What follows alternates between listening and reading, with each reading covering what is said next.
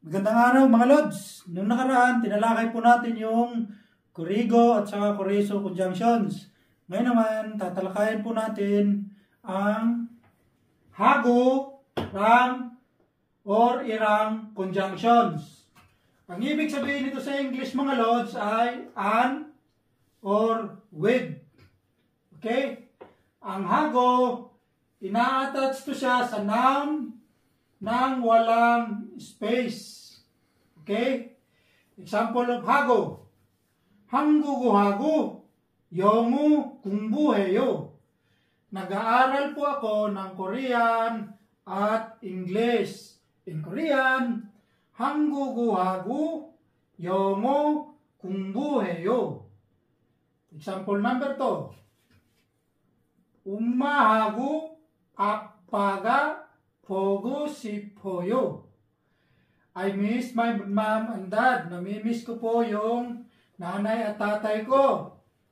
In Korean, 엄마하고 아빠가 보고 싶어요. 엄마하고 아빠가 보고 싶어요. Okay? Example number 3. 친구하고 삼겹살을 먹었어요. Kumain kami ng samgyupsal kasama ang aking kaibigan. Chinggo, mga Lods. Yan po yung isang gamit ng hago, with. Okay? In Korean, 친구하고 삼겹살을 먹었어요. Kumain kami ng samgyupsal kasama ang aking kaibigan. Okay, dumako naman po tayo ngayon sa rang at saka irang, mga Lodi. Ang rang, ina-attach siya sa noun na nagtatapos sa vowel. While ang irang, ina-attach siya sa noun na nagtatapos sa consonant. Okay? Example of rang. 피자랑 치킨을 샀어요. Bumili po ako ng pizza at chicken. In Korean, 피자랑 치킨을 샀어요. Okay? Example number 2. Gamit na po tayo ng with. 누나랑 학교에 갔어요. Nagpunta kami sa school kasama ang aking nakakatandang kapatid na babae. Ang nakakatandang kapatid na babae in Korean ay nuna.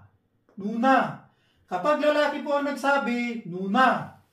Ngayon, kapag babae po ang nagsabi sa nakakatandang kapatid niya na babae, ang sasabihin po niya ay onne. Onni. Kapag lalaki ang nagsabi sa nakakatandang kapatid niya na babae ay nuna. Okay? Nagpunta po kami sa eskwelahan kasama ang aking nakakatandang kapatid na babae. In Korean, 누나랑 학교에 갔어요. Okay? Example of irang naman po tayo, mga Lodi. 선물이랑 편지를 받았어요. Irang po yung ginamit natin. Bakit? Nagtatapos po siya sa consonant, mga Lodi. Ang ibig sabihin nito sa Tagalog ay nakatanggap po ako ng regalo at sulat. In Korean, 선물이랑 편지를 받았어요. Another example. With naman po yung gagamitin natin.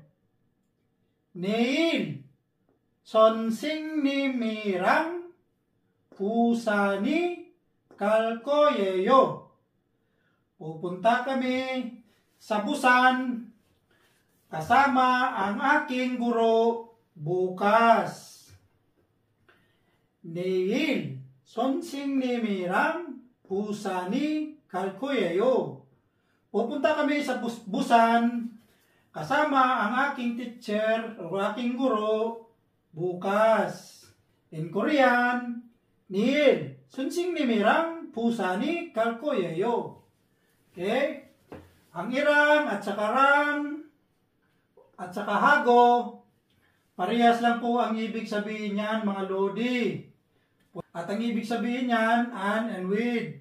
Nagkakaiba lang po dito sa rang at saka irang kasi itong rang, ina-attach siya sa nouns na nagtatapos sa vowel. While itong irang, ina-attach siya sa noun na nagtatapos sa consonant. Yan lang po mga lods. Marami pong salamat sa inyo.